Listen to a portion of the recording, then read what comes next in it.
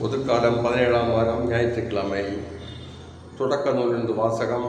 18ஆம் அதிகாரம் 20 முதல் 32 வரை உள்ள இறை வார்த்தைகள். அந்நாட்களில் ஆண்டவர் ஆபிரகாமை நோக்கி, சோதாம் கோமோராவுக்கு எதிராக பெரும் கண்டன குரல் எழும்பியுள்ளது. அவற்றின் பாவம் மிகவும் கொடியது. என்னை வந்தடைந்த கண்டன குரலின்படி அவர்கள் நடந்து கொண்டார்களா இல்லையா என்று அறிந்து கொள்ள நான் இறங்கிச் சென்று பார்ப்பேன் என்றார். அப்பொழுது அந்த மனிதர்கள் அவ்விடத்தை விட்டு சோதோமை நோக்கி சென்றார்கள். ஆபிரகாமோ ஆண்டவர் திருமுன் நின்று கொண்டிருந்தார். ஆபிரகாம் அவரை அணுகி கூறியதாவது, தீயவரோடு நீதிமான்களையும் சேர்த்து அழித்து விடுவீரோ? ஒருவேளை நகரில் 50 நீதிமான்களாவது இருக்கலாம். அப்படியானால் அதில் இருக்கிற 50 நீதிமான்களை முன்னிட்டாவது அவ்விடத்தை காப்பாற்றாமல் அழிப்பீரோ? தீயவனோடு நீதிமானையும் அழிப்பது உமக்கு ஏற்றதன்று. நீதிமானையும் தீயவனையும் சமமாக நடத்துவது உமக்கு உகந்ததன்று. அனைத்துலகிற்கும் நீதி வழங்குபவர் நீதியுடன் தீர்ப்பு வழங்க வேண்டாமோ என்றார்.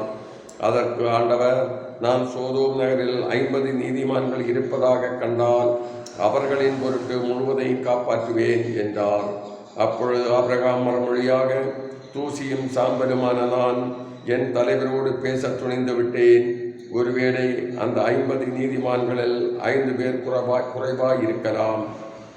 5 பேர் குறைவதை முன்னிட்டு நான் முழுவதையும் அழிப்பீரோ என்றார்.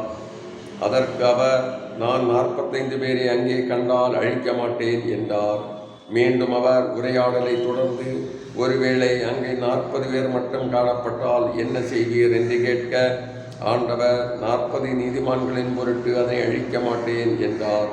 அப்பொழுது ஆபிரகாம், என் தலைவரே, நான் இன்னும் பேச வேண்டும், சினமடைய வேண்டாம். ஒருவேளை அங்கே 30 பேரே காணப்பட்டால் என, அவர் 30 பேர் அங்கு காணப்பட்டால் அழிக்க மாட்டேன் என்று பதிலளித்தார். அவர், என் தலைவரே, உம்மோடு அடியேன் பேச துணிந்து விட்டேன்.